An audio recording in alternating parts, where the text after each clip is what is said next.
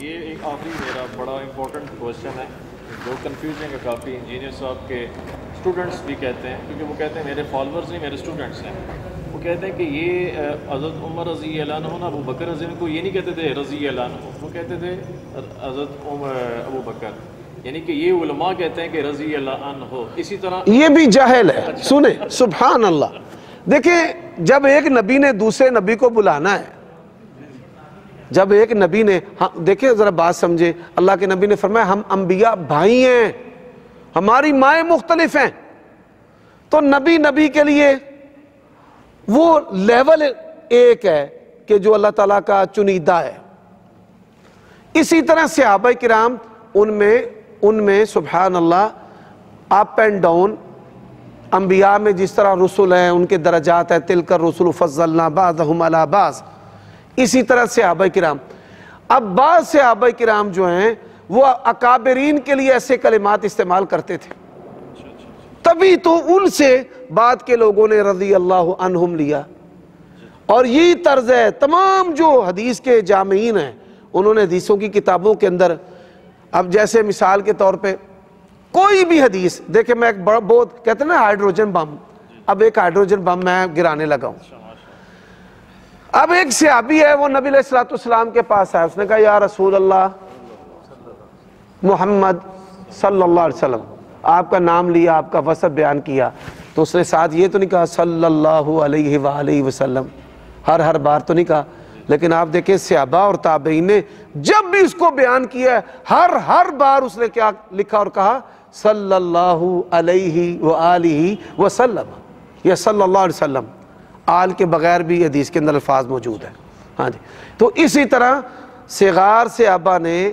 کبار صحابہ کے لیے جب یہ کلمہ استعمال کیا تو ان سے لے کر بعد کے لوگوں نے یہ کلمہ تمام صحابہ کرام کے بارے میں استعمال کرنا شروع کر دیا۔ اور اگر یہ فہم مرزا صاحب کا درست ہوتا تو کبھی بھی محدثین اپنی کتابوں میں بار بار ان کے ناموں کے ساتھ رضی اللہ عنہ رضی اللہ عنہ رضی اللہ عنہ نہ لے کر آتے۔ آخری یہ بڑا امپورٹنٹ ہے، بہت امپورٹنٹ ہے، کیونکہ ہماری بھی اصلاح ہو جائے گی، عوام بیٹھی ہوئی ہے ماشاءاللہ، اور یوٹیوب میں بھی دیکھیں گے کہ وہ جو پہلے بھی میں نے عرض کیا کہ وہ کہتے ہیں کہ امام ابو حنیفہ رضی اللہ عنہ ہو، یہ ایک دعا ہے، آپ ان کو بھی کہہ سکتے ہیں، ضروری نہیں کہ حضرت معاویہ رضی اللہ عنہ، وہ کہتے ہیں ہمارا سٹانس ہے اللہ سے راضی ہو، یہ نہیں کہ اللہ ہو گیا، یہ کہتے ہیں علماء کہانی کراتے ہیں۔ اچھا، یہ جو ان کا فہم ہے نا یہ بناوٹی فہم ہے کہ اللہ ہو گیا، بھئی اس کو کیسے پتا کہ نہیں ہوا؟ اب یہی سوال اگر ہم اس پر الٹ دیں کہ تیرے پاس وہ غیب کی خبریں کیسے آ گئی کہ حضرت معاویہ سے اللہ راضی نہیں ہوا، بالکل یہ سوال بنتا ہے نا، یہی سوال اس کے اوپر لٹا دے کہ جناب آپ کو کیسے پتا ہے کہ اللہ تعالیٰ جو ہے وہ ان سے راضی نہیں ہوا، یہ بھی ہمیں بتا دے۔ ایک بات، دوسری بات ہے دعائیہ کلمہ آئمہ کے بارے میں ایسے کلمات امت نے استعمال کیے ہیں، امت نے، اب ایک دعائیہ کلمہ نبی کے لیے استعمال ہوتا ہے، وہی دعائیہ کلمہ امت کے لیے بھی استعمال ہو سکتا ہے۔ ان اللہ وملائکتہ یصلون علی النبی، ٹھیک ہے، ان اللہ قرآن مجید کے اندر، پھر دوسری آیت کریمہ ہے کہ اللہ تبارک و تعالیٰ تم پر اس کے فرشتے درود پڑھتے ہیں بندوں پر، اسی طرح من صلی علیہ واحدۃ صلی اللہ علیہ عشرہ،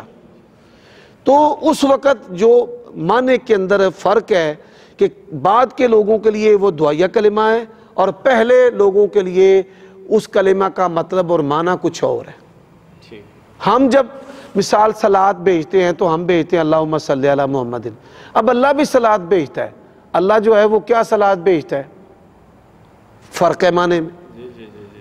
یعنی یہ معنی کا فرق جو ہے یہ بھی سیاق کے لحاظ سے بدل جاتا ہے۔ ہاں، یہ بات بھی ذہن میں رکھیں، بہت پیاری بات۔ ہاں۔